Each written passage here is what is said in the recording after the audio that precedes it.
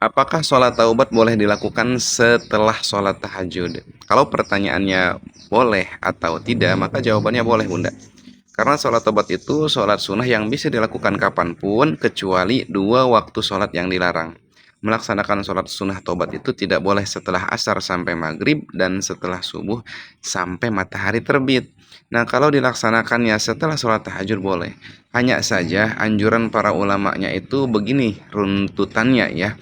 Kalau misalnya kita mau melaksanakan sholat di malam hari, yang pertama kita sholat sunnah wudhu atau sholat sunnah mutlak, kemudian sholat sunnah taubat, baru kemudian sholat sunnah tahajud. Nah, setelah sholat tahajud itu baru kemudian sholat hajat, kemudian ditutup dengan sholat witir, itu anjurannya. Kenapa ulama menganjurkan seperti itu bahwa sholat taubat itu sebelum sholat tahajud, bukan setelah sholat tahajud? Karena apa? Karena ibadah yang inti di malam hari itu setelah kita tidur, bangun daripada tidur di sepertiga malam kita bangun, ibadah yang paling intinya itu sholatnya adalah sholat tahajud. Jadi sebelum kita melakukan ibadah yang inti ini, kita bertobat dulu kepada Allah. Agar apa? Agar ibadah intinya kita ini diterima Allah Subhanahu wa Ta'ala.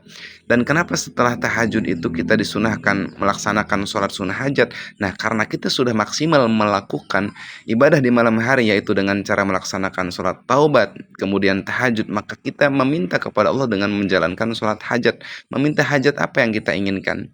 Ditutup dengan sholat sunnah witir, karena Nabi pernah berkata, Ij'alu akhir sholatikum bilaili witron, kata Nabi, jadikanlah akhir sholatmu yaitu sholat witir ketika dilaksanakan di malam hari.